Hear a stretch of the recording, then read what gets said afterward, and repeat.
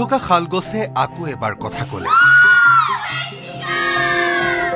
বাদুং দুপ্পাৰ বাকৰিত বিদ্যমান ব্যতিক্ৰম। শুক্ৰাচাৰ্যৰ সপোনৰ সালনিত নতুনৰ সমদল। আণ্ডাৰ দ্য চাল 3 2024 বৰেণ্য আয়োজন।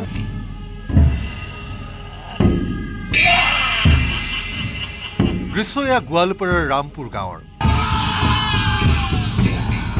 পোহৰ পহিলা পুৱা যাৰ ফালি সালনিত মানুহৰ ভিৰ।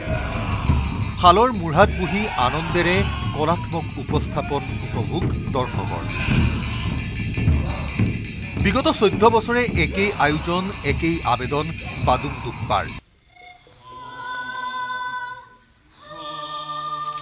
শ শ শালগছৰ মাজৰ এডোখৰ মাটিক মঞ্চৰূপ দি আৰম্ভ হৈছিল নাট সমাৰোহ। কোনো অত্যাধুনিক আলোকসম্পাত অবিহনে চলি অহা পৰম্পৰাগত নাট্য মঞ্চায়নৰ ধাৰা এতিয়াও অব্যাহত। এইবেলি এয়া 15 সংখ্যক নাট সমাৰোহ।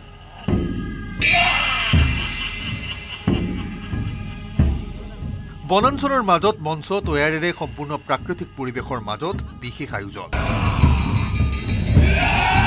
প্ৰায় অন্তৰংগ শৈলীৰে পৰিৱেশিত নাটকে মন ভৰালে দৰ্শকৰ।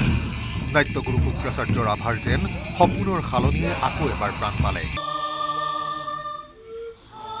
আৰম্ভণিৰে পৰা বাদুং দুপ্পা কলা কেন্দ্ৰৰে জড়িত বহু সুধীজন। খুবেই ভাল লাগিছে মোৰ, কাৰণ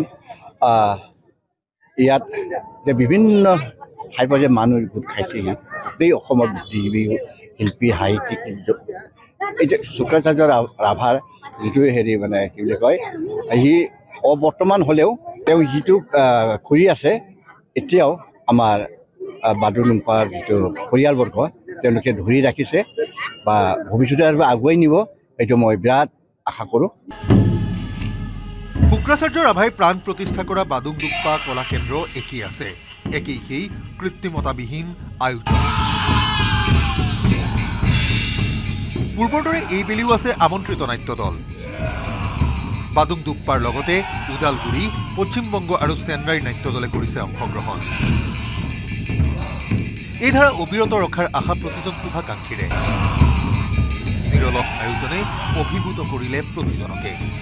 সকলোৰে আশা বাদুং দুপ্পা কলা কেন্দ্ৰ হওক দীৰ্ঘজীৱী। গোৱালপাৰাৰ পৰা Rinku Das report, news 18 Assam north east.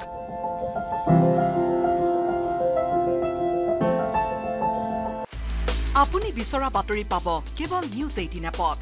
News 18 app download কৰিবলৈ স্কেন কৰক এই QR কোড। গুগল প্লে ষ্টৰতো পাব এই নিউজ 18 এপ।